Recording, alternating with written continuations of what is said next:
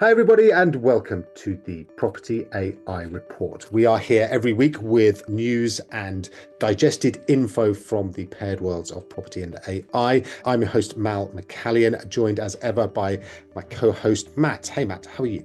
Hey Mel, great to be here as ever. Well, let's get stuck in. Yeah, likewise. It's going to be a good one, I feel. We've got lots to get through. So why don't we start with our property news?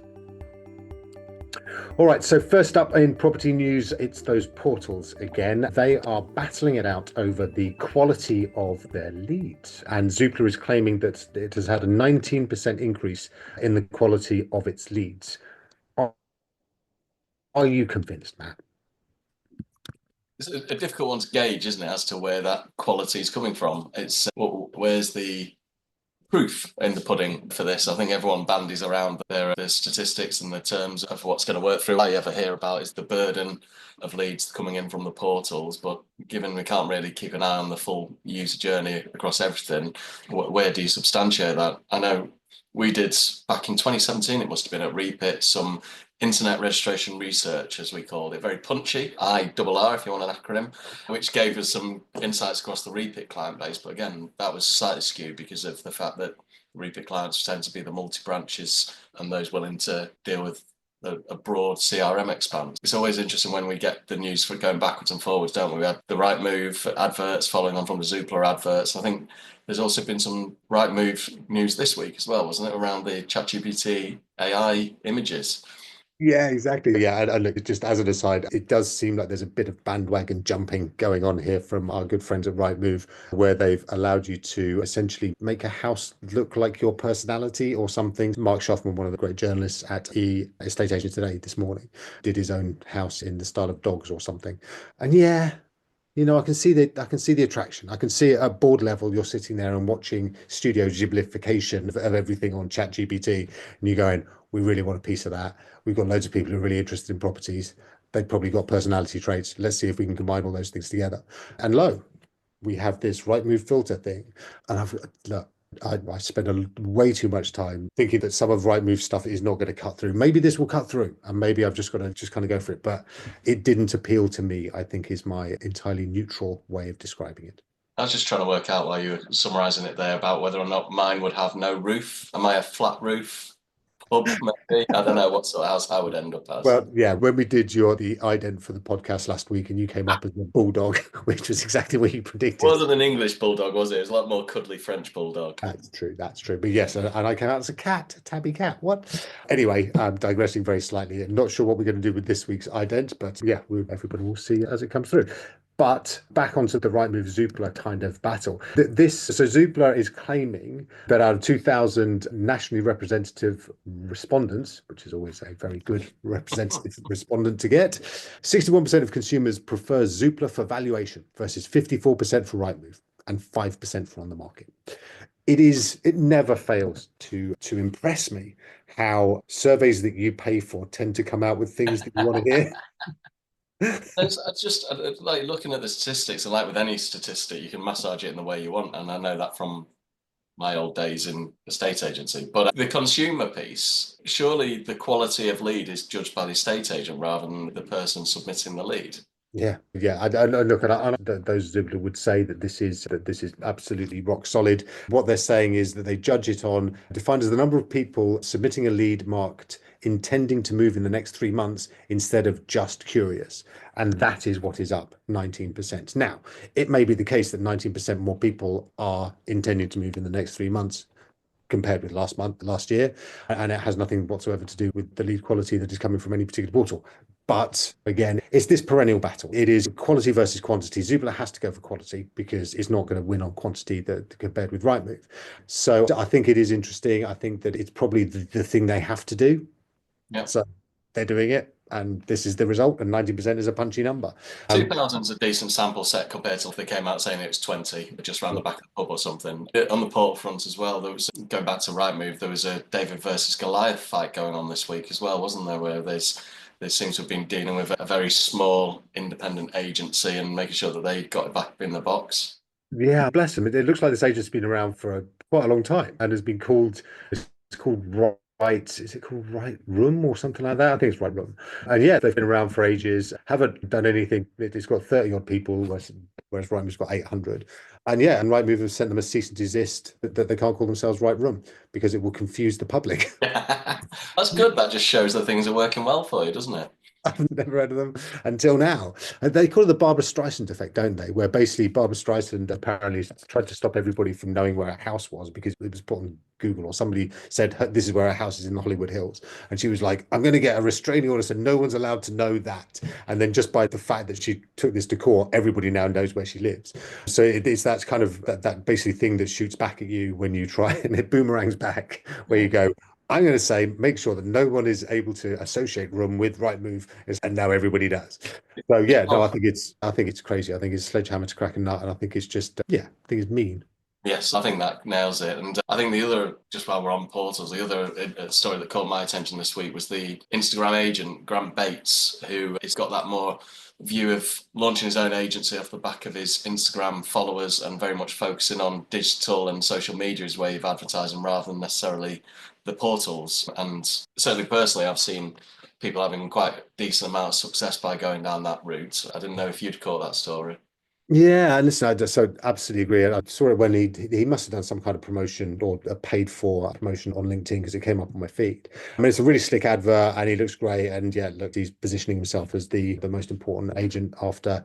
I don't think Daniel Daggers obviously has made his mark on there as well. So yeah, I think it's a really smart and interesting move. I think that more agents should be looking at social media as being an avenue for selling property. I know that there has been a lot about if you put every property up there, then the impact is obviously diluted. But if you've got some real belting properties that you just want to get out, then I think it's a really powerful way of doing it. You will have done the same as I've done. The more AI agentic searches you do, the more you actually find that it doesn't just look for portals and doesn't just look on even on your own website. It actually looks at PR pieces and looks at stories and stuff like that. So I think we're going to entering a kind of golden age where essentially you're going to be seeing properties in so many different places and articulated in so many different ways and social media and championed by individuals and influencers and all this sort of stuff. So I think, yeah, the days of just thinking I've got to sling up on Rightmove and that's all I can do. I think that those are starting to come to an end, and AI is going to help you with that perfect post as well. I think it's going to be a hugely, yeah, kind of Cambrian explosion of different ways of marketing properties. I think it's going to be great. I think for me, it goes back to that domain authority. I was talking to Matt Gates and Ben Quiney from Focal Agent last week about this. That we take so much time putting together that brilliant content and the pictures and adjusting the pictures and that sort of thing. And then you just chuck it all over the fence of the portals and let them have that domain authority. Whereas with things like social media, especially paid advertising, you can start to actually set out your own schedule. So it might be you put it on your website first, or even you do an early bird email out and then you put it on your website, then paid adverts, social media, and then at the very end you put it on the portals. But by building that domain authority around the content, the LLMs, sorry, large language models, the AI, the various content consumers, and I know we'll come on to this in the second part of the show, have more time to get that and tag it against you rather than it appearing on Move and them getting that first publisher first bias going through. Yeah, exactly. And which does also then circle back to our story from last week or the week before about Zillow over in the States insisting Mm. that customers, that the agents have to put every property on them within 24 hours or never. And I can see that battle for content and that battle for first, like you say, the authority side, because that's where it's appeared first, is going to be something that plays out quite significantly. I think all of these portals must be looking at that and going, we've got to do something similar. But time will tell, and we will refer back to this particular podcast when they do. Moving swiftly on, because we're mindful of time, we wanted to talk just a final property story about Dubizzle over in Dubai, and this is something that you very well, an area and a geographical location. So tell us what's happening over there. Yeah, so I do a lot of work over with Dubai-based agents and suppliers as well. And when I got wind of this one initially, I was led to believe, I was told that Property Finder had been acquired by Bayet. So to give the background, Dubizzle and Bayet, they're probably the second biggest portal out there behind Property Finder. And I was told Bayet had bought Property Finder.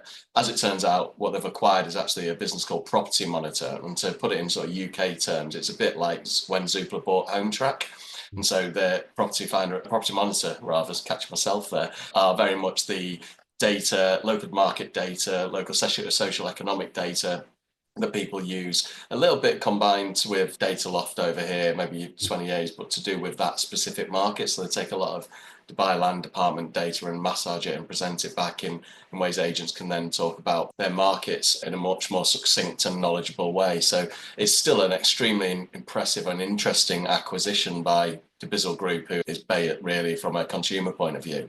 And it stuck out for me really as well because of that Zoopla acquiring Home Track, and then obviously there's a lot more data players in our marketplace now than when that initially happened. And we've had things like, so it's like Hannah Parker, who was at Home Track for a fair while, is now gone over to Adland and is building a quite impressive business there too. Indeed. Yeah, she is. Yeah, so like you, it sounds very reminiscent of the Home Track acquisition by Zoopla.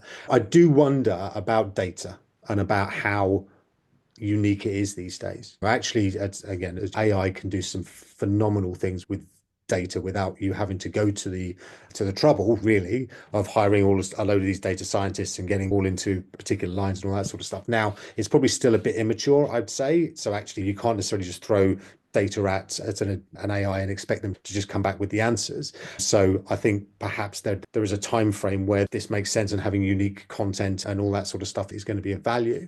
But I do wonder that if this is data that is relatively open source, and again, that might not be the case over in Dubai, maybe these guys have got proprietary data that isn't everywhere else. I do think that if it is open source data, then pretty much it's going to be table stakes pretty much going forwards, because everybody's going to just go, actually, I can just ingest the stuff that's relevant to me. If I'm Cambridge, then all of the Cambridge data is going to be out there. I can suck it in, I can get AI to analyze it, blah.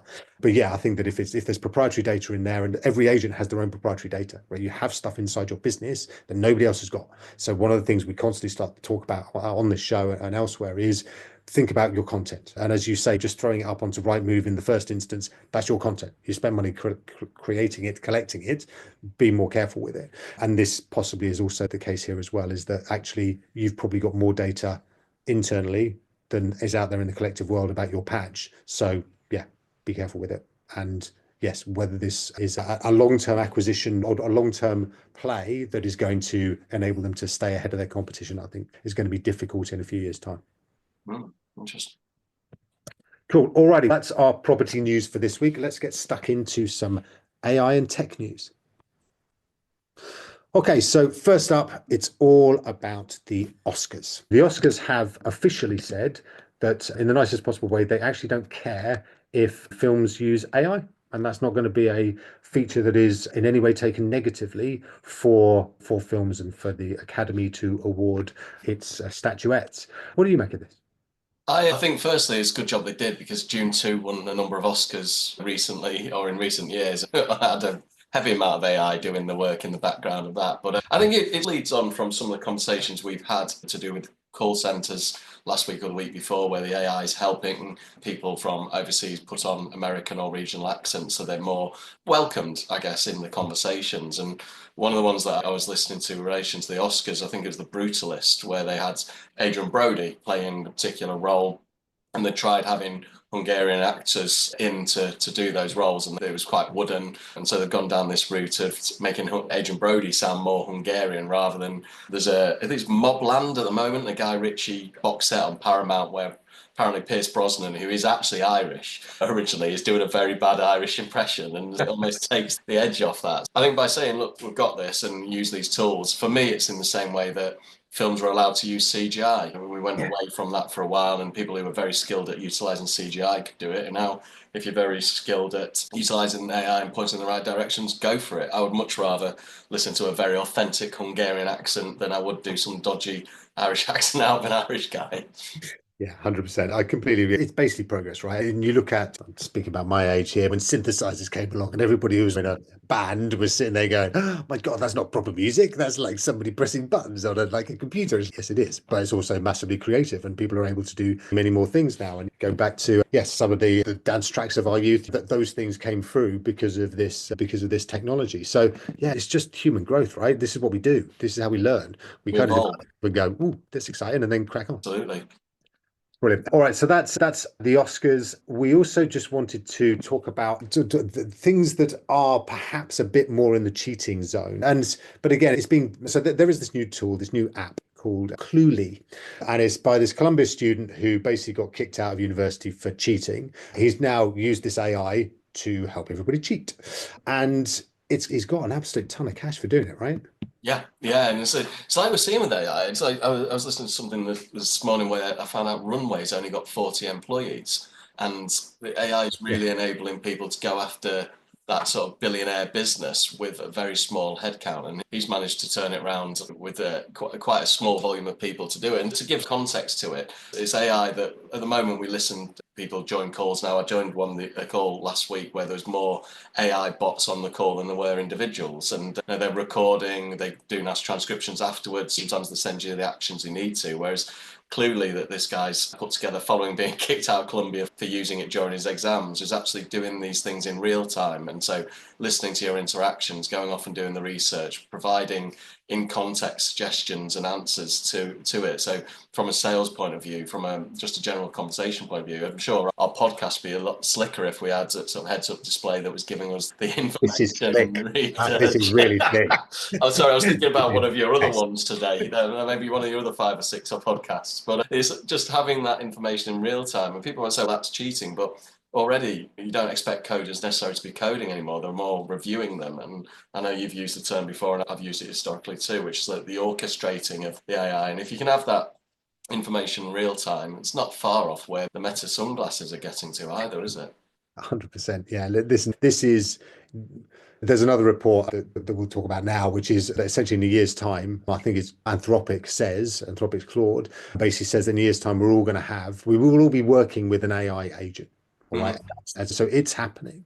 What we are going to find, and almost, I don't know, there's so many examples of technology that you look back on and go, how the hell did we survive without it? We are going to be in meetings where we're referring to AIs, and AIs are giving us that hot information that you can actually really use in a meeting, right? Instead of having to go away. So if you're having everybody together, then go, okay, we're going to have to break the meeting up and go and find something out and then come back again in a week's time and talk about it. Literally, you're going to be getting that live, and that's going to help the meeting flow, and it's going to help decision making. It's going to help everything flow much better. Yeah, I think it's the PR around this, which is about is cheating and blah, blah, blah. I think it almost covers over the fact that actually this is going to be something that I think a load of businesses are going to be doing and using, because it's just going to be, yeah, like a partner alongside you that just knows everything.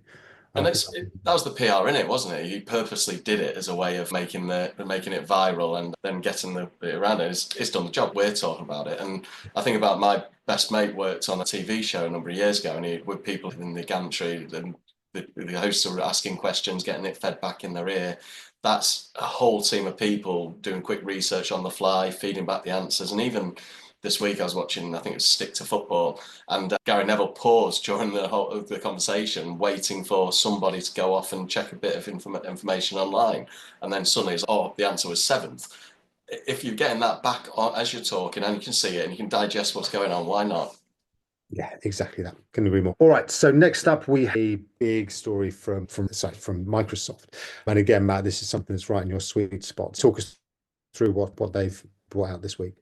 So for me, it's come out with the big headline. It's the year that the frontier firm is born, and very much carries on the point that you made there, Mal, about agents or agentic. If you don't want to get stuck down when we talk about real estate agent or AI agent, but it's more a case of it's their work trend index that's come out, and I've maybe bang on quite regularly and maybe a bit too regularly about how a lot of these bits of research are from such a long time ago by the time they come out, and the speed at which AI is moving means that we're actually not seeing a true reflection of how things are working. But Microsoft have come out with their work trend index done year on year, and just seeing the shift since the last one into that agentic space and into from the generative AI, large language models, into how people are seeing this. And carrying on your point from Anthropic, that no, we're going to all be involved in these situations, all be utilizing them. And it's more a case of, are you ready as a business to actually make the most of them? And I think that's going to be a real key one for the coming months and years.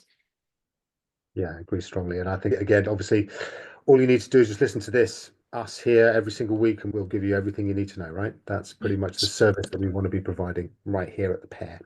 On to the next bit. And again, this is really important news for you if you want to understand a bit more about the kind of AI optimization. So your website, and how can you make sure that you are appearing in these, we've discussed them before, the agentic AI searches, where you can just type into deep research on ChatGPT that you want a 3-bedroom property overlooking the sea, and it will go away and find these. Now, how is it going to choose to use you and your estate agent website rather than using Rightmove or one of the portals or indeed one of your competitors? And this is it's a great report that's come out from Bain and Company. And essentially what it says is that you've got to be looking at these things. Listen up, get your website providers to be thinking about this right now. So it's going to talk about language, right? So when agents come and search through and scour your website, they're going to be looking for rich conversational text, blogs, explainers, rather than embedded images, right? So that's really important. They're going to be looking for ordered lists, definitions, guides that help these AIs to process and summarize information. They're going to want clean, scrapable sites. Now, really interestingly, this very week, Wikipedia has come out, and actually, because Wikipedia's got so much rich information and it's obviously crowdsourced information, is really good. All of these large language models just keep going and grabbing data off Wikipedia, which is costing them a fortune, because every time they've got to serve up these pages, then it's costing them through the nose. So they've actually created a data set called Kaggle that essentially is, look, instead of coming to our site and scraping us, guys, can you just go and fetch the data from Kaggle, which is really cheap. It's just basically essentially a glorified spreadsheet of data, right? And it means that essentially that they're going to be able to serve this data up to AI much more quickly and efficiently. And this again is something that essentially these AIs are going to be looking for. So on your own website, it's going to be something that's going to be really powerful. Yeah, and I've done some work on this already, as well as, I suppose, as you'd expect with clients of mine. And it's things as well about the sort of the initial loads, the JavaScript, and make sure it's not too heavy. But also people are looking at having, let's not go too acronym heavy here, but AI APIs. So they're similar to what Wikipedia have done with Kaggle, but being able to serve up an extra load of content that's not there as human legible, but actually can be grabbed by the large language models and taken away and utilized for your business. Yeah, I think that's going to be super powerful. I think that's going to be one of the big differentiators for agents in the very near future, because if you can get your data out there really easily, then it's going to be so much better for agents, agentic AI to find. So I think that's going to be really, really powerful, really important, and something that every agent should be considering. And I think that it also plays into this idea that if you are going to have this data, you're going to create this data, it's going to cost you money, all that sort of stuff, then again, making it available, really easily available to AI, is going to be a huge USP almost. It's said that in the future, about 90% of all traffic and all searches on the internet is going to be by these agentic AIs, right? It's going to be huge. And only 10% is going to be humans, because we're not going to need to go onto all these lovely websites again. So making it available is going to become so much more a kind of critical business issue, I think. Speaking of which, one of the stories that actually probably brings this section to a close for us is the fact that it looks like Shopify is getting itself seriously embedded inside ChatGPT as well, based on, I think it was Tech Radar, guessing and suggesting how this might go with ChatGPT and Shopify working closely together, that you might not even need to end up on the shopping websites. You can ask it, what are the best, the example maybe is, I finally got swimming again yesterday morning. So, what are the best, thank you, what are the best swimming headphones that I could utilize while I try to get fit and healthy for the summer? And it not only returns the 5 with the reviews and all the normal sort of things, but then allows you to actually go off, check out and purchase them all from within ChatGPT, and certainly see these evolving quite quickly, don't you? Amazing, isn't it? Just essentially all of the friction, which is basically making choices and then clicking buttons to pay, is going to go. Literally, you're just going to think, I've got a little bit of a problem. I want to know what my swimming headsets are. And then within about a minute, it's bought, it's done. Yeah, and the drone's delivering it, and the drone that didn't complete the marathon is coming around the corner and dropping them off. Exactly right. Yeah. Flying in on a drone, drop down there. Yeah. Done and done. Brilliant stuff, Matt. So we're just going to finish up as we always do with our tool of the week. Okay, so this week's tool of the week, something that I think many people are going to find useful, is it's a YouTube summary with ChatGPT. So essentially what you can do is you can basically set this up so that it will go look at YouTube videos and will summarize them without you having to watch the whole thing, without even trying to download them with some of those dodgy YouTube downloads and then bung them into an AI. This just does it on the fly. It's called ChatGPT 4 YouTube.com, ChatGPT 4 YouTube.com, and basically it summarizes videos. You can even try it on our video of this very podcast. So we put this up on the YouTube channel. Go and search for the Property AI Report, and you can give a practice and see what happens, and then get it nice summarized. And not that you wouldn't want to listen to me and Matt chatting about it, but it will give you pretty much everything we've just spoken about without us having to. Anyway, that I think is where we will leave it for this week. And we're very grateful as ever for you listening in. We'll be back next week with even more news and indeed our views on the property and AI worlds. Thanks, Matt. Really enjoyed it this week. Thanks again, Mal. Great week. Yeah, enjoy yours. Enjoy the sunshine, everybody, here in the UK. And we will see you in 7 days.